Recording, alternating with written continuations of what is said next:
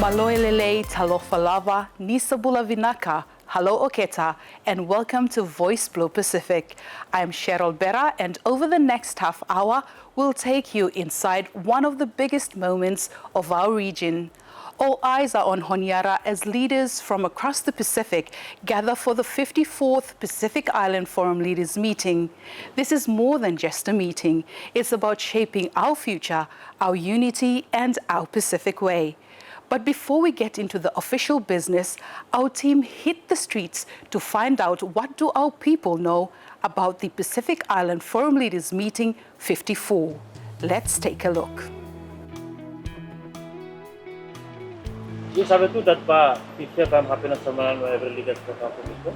Yes, I know. I've been to Tonga, the last one. Me looking at social media and some of the platform, news, hearing that PIF happen on Solomon Island and PIFLM Pacific Island Forum, and where every leaders of Pacific got to come together.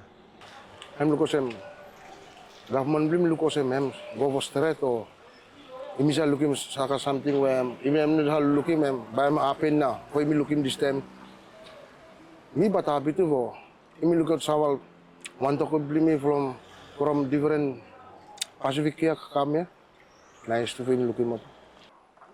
I think me personally, me lo preparation where happen around in country or town below Yumi, hem na one for something me realize him that Yumi about for hosting one fella big event lo here lo country.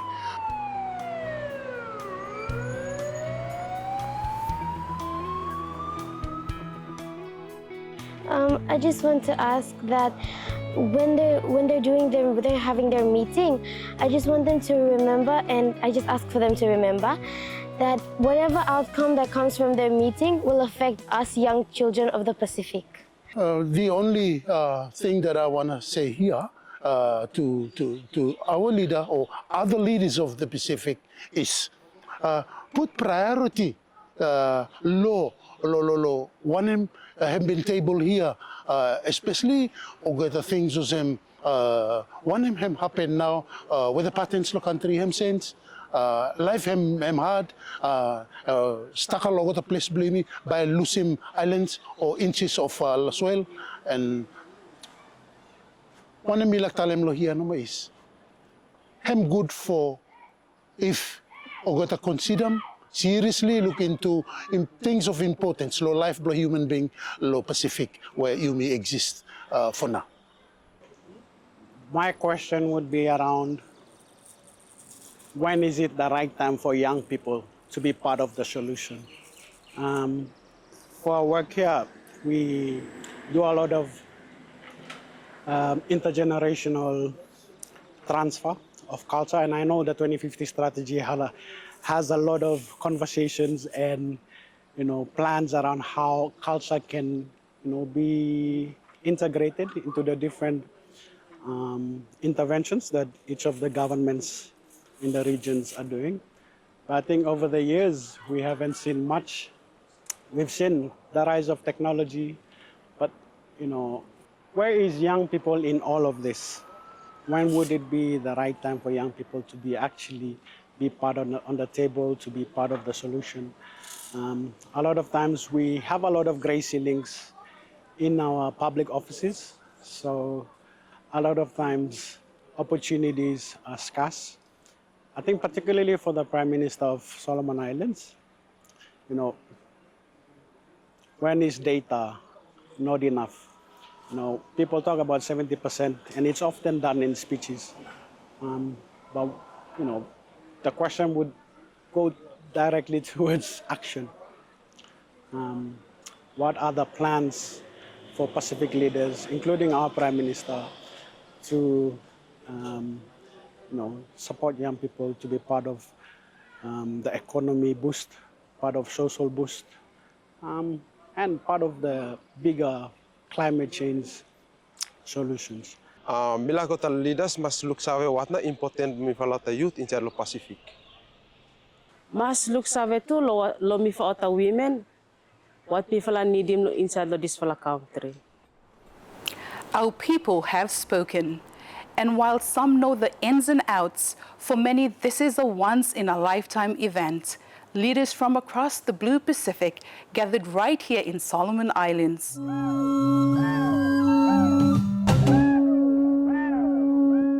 Coming up in this episode of Voice Blue Pacific, we caught up with the Prime Minister, Honorable Jeremiah Manele. Pacific journalists gear up to the PIFLM media training, civil society voices, and we meet the media teams working hard behind the scenes, gearing up to bring you to the forum. First up, the man at the center of it all, Solomon Islands Prime Minister, Honorable Jeremiah Manele. Hosting the Pacific's top meeting is a proud moment for the nation, and he tells us why it matters, not just for Solomon Islands, but for the entire region. Solomon Islands is ready and looking forward to hosting the 54th Pacific Island Forum Leaders Meeting in Honiara next week. Incoming chair of the PIF, Solomon Islands Prime Minister Jeremiah Manele said hosting the forum meeting is an opportunity for Solomon Islands to showcase its ability to successfully host such a high-level gathering. The hosting of the 54th Forum Leaders Meeting and also an opportunity for us to showcase our ability to host such meetings after the challenges that we have gone through over the years. As chair of the 54th PIF, Prime Minister Manele said he will ensure there is regional unity and cooperation. So I will be working very closely with our leaders to see that there is regional unity, there is political leadership at the regional level, to ensure that there is stronger collaboration and cooperation among our regional organizations and institutions, so that we are stronger, we are much better coordinated in implementing our own decisions. Looking ahead, Prime Minister Manele also highlighted the legacy he hopes to leave behind after hosting the 54th PIF Leaders Meeting. As a country, as I would like our people, men, women, and children, that we have successfully hosted the 54th Forum Leaders Meetings. But also, as a country and a member of the forum, we would like to be remembered that Solomon Islands is committed to regional unity and solidarity, and we have taken that opportunity and will continue to take that opportunity in terms of working closely with the forum family to continue to build that unity and that solidarity to address the common challenges that are facing the forum families. Participants of the 54th Pacific Islands Forum Leaders Meeting, including regional media, have already started arriving in Honiara this week. From Honiara, I'm Alex Dadamo. A powerful reminder of what's at stake as the forum begins.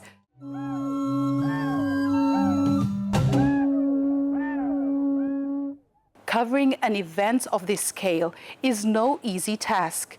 That's why journalists from across the Pacific have come together for a special training run by the Pacific Islands News Association and the Forum Secretariat. It's about making sure our people's voices are heard through strong, accurate reporting. As leaders prepare to meet in Honiara, another group is also preparing to shape the conversation. Pacific's own storytellers. How was the ride here? It was good. It was good. We also received a welcome at our arrival at the airport. Since then, we received well treated by the authority in Solomon Island. Hi, I'm Dorothy Wickham. I'm a local journalist in Solomon Islands, and I am really pleased to see regional journalists come to Honiara to be part of the 54th PIF.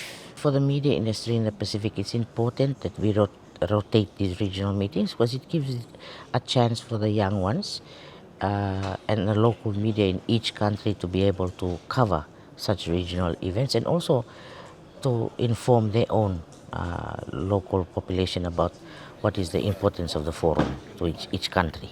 From the 8th to the 12th of this month, leaders from the Pacific are expected to discuss issues surrounding the Oceans of Peace Declaration, the Pacific Resilience Facility, the review of the regional architecture, and the JICA reform.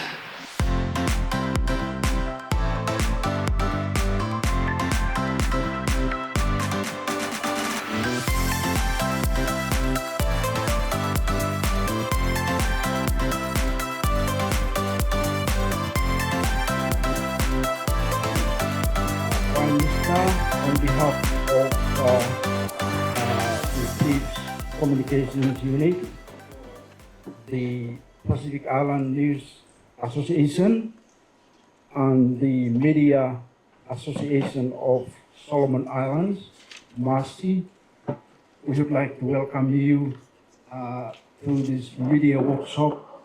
For some of you, this may be your first visit to Solomon Islands. For others, it is a return. I hope you have already felt the warmth of our people and enjoyed your stay in Honiara.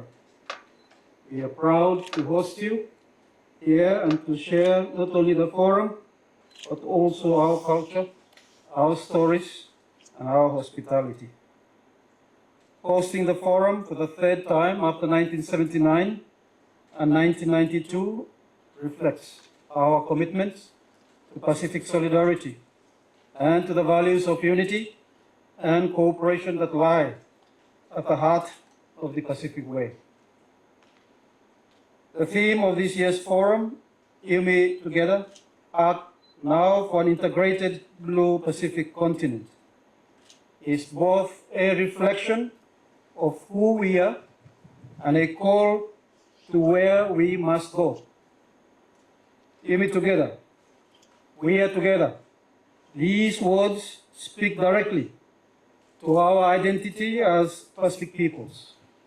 In Solomon Islands, they reflect our custom and our Wantok system, traditions that honor kinship, mutual support, and collective responsibility.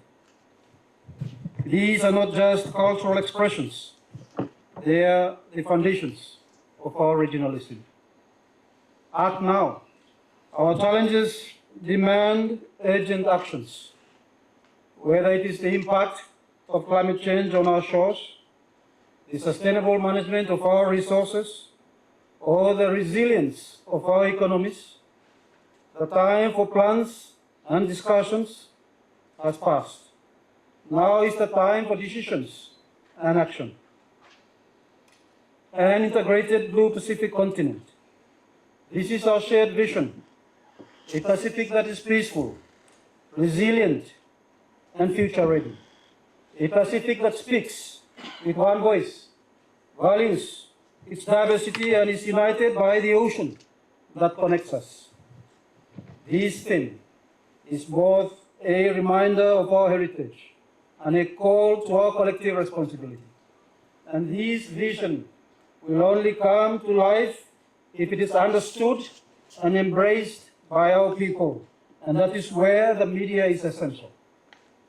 In this journey, the media plays a vital role. You are not here as observers. You are participants and partners in shaping the future of our region.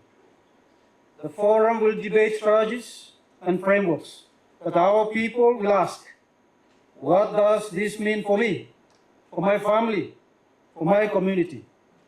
It is through your work that those answers will be found. You will tell the stories and make these regional decisions meaningful for everyday Pacific Islanders.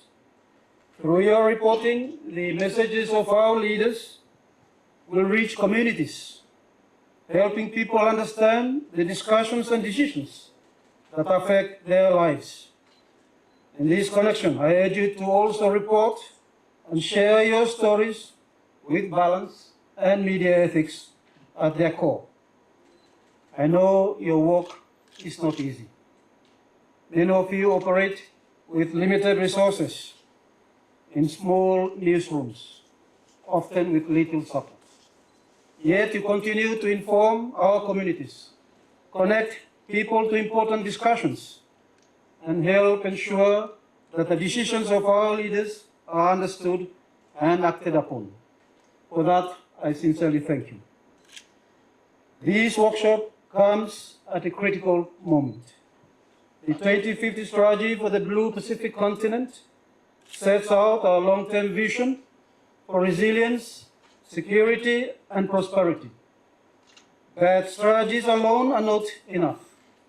They must be translated into action, into tangible outcomes that improve the lives of our people.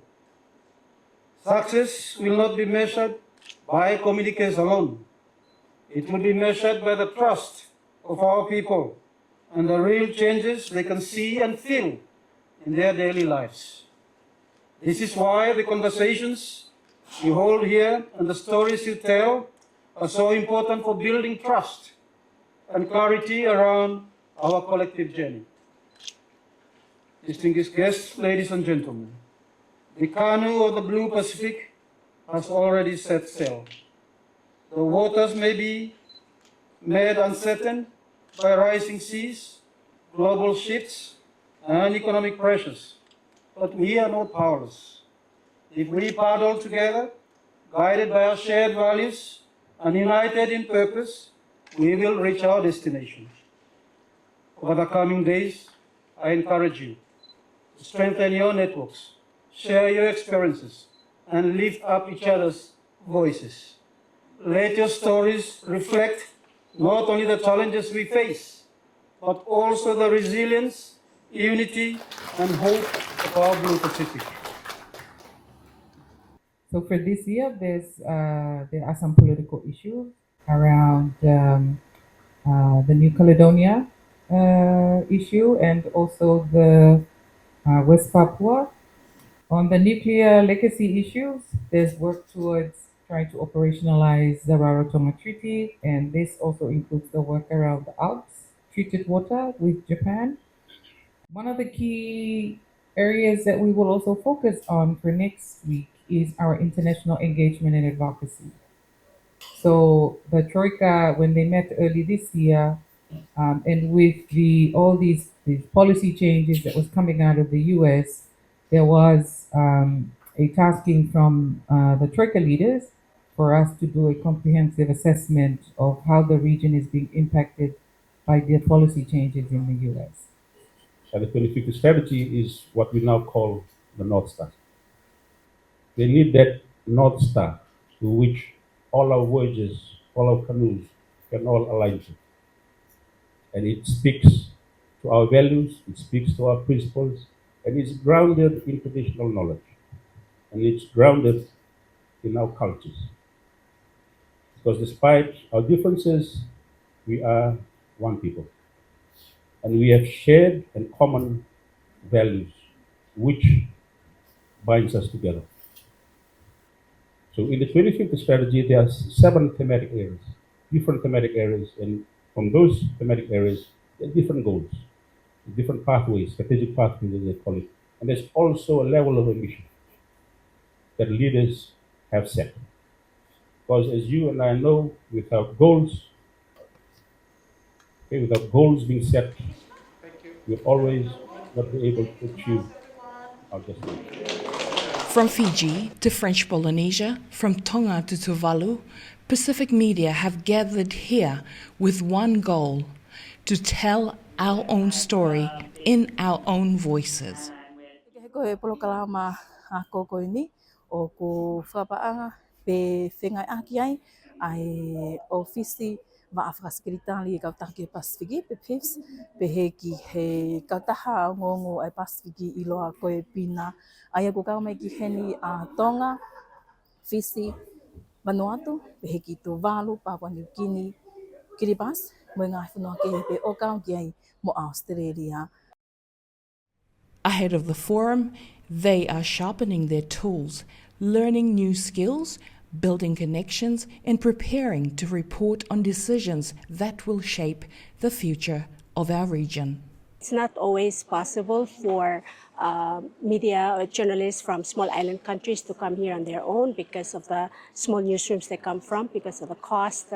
PINA helped make that possible. You know, for example, like for us coming from Palau, we are able not only to see what the rest of the Pacific is working on in terms of priorities, but we also have the opportunity to see what role our government also plays there and how this translates for our own people. The Media Association of Solomon Islands, in partnership with PACMAS, ABCID, just held its workshop a few days ago.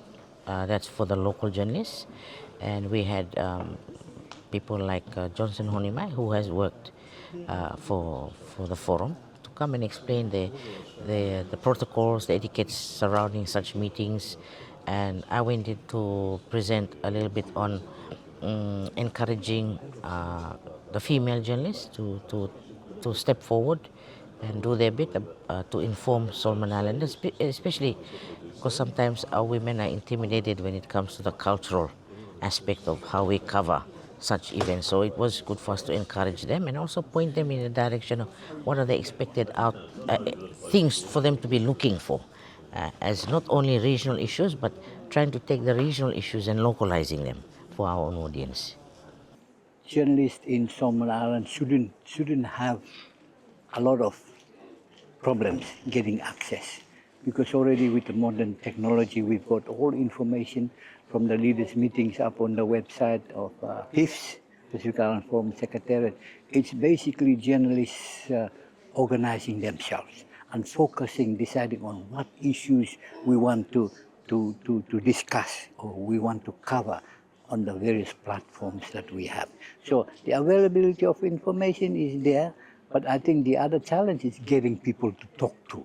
Yeah, maybe people within the Forum Secretariat, or even leaders. Yeah, leaders who made those decisions. So it's important that when we hold these meetings like the one that is being held in Solomon Islands, this is the opportunity for our journalists to access those leaders, to be able to explain the issues. I mean, one of the biggest things that's going before the Forum Leaders meeting now is the strategy 2050. Yeah, so we need leaders to explain that. So I think the onus are on our journalists to approach those leaders in a respectful manner so that they can explain those issues to our people. Because our local people need to understand those issues because it affects their daily lives, either in climate change, fisheries, all the other issues. For many, it's more than a job. It's a calling carrying the hopes and challenges of our people to the wider world. There are a lot of national and regional issues that I'm interested to cover during this PIFS meeting. One of the national issues that I want to look at is deep sea mining. Now we have mining on land, and we also heard that some countries in the Pacific, they are interested to go into deep sea mining. The other thing is UXOs that has been dumped by Americans during the World War II here in Solomon Islands, and also other countries in the Pacific. In the previous years, we only talk about Solomon Islands when it comes to these war relics, without knowing that other countries in the Pacific also face the same issue. So I think it's time for us Solomon Island journalists, and also I want to team up with other countries that's also affected with this issue to be a collective voice and look at, disseminating the information, hoping that the leaders, or especially US and Japan, could help us, the region, to address this issue. As leaders chart the paths of the Blue Pacific, journalists ensure no voice is left behind. Together, they carry the stories of our ocean continent. Equipped and ready, our Pacific media are set to tell the stories that matter most to our people.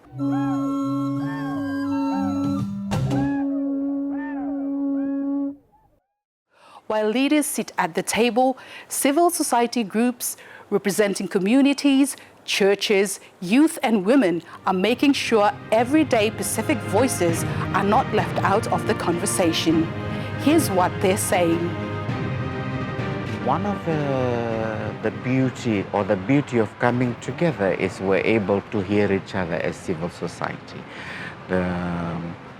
Coming in at the regional level, we're coming at national bodies, and here in the Solomons, we're hearing from the communities to look at strengthening us talking to each other, to having a collective voice, to ensure that all other nations or all other cultures and indigenous people in our Pacifica are heard.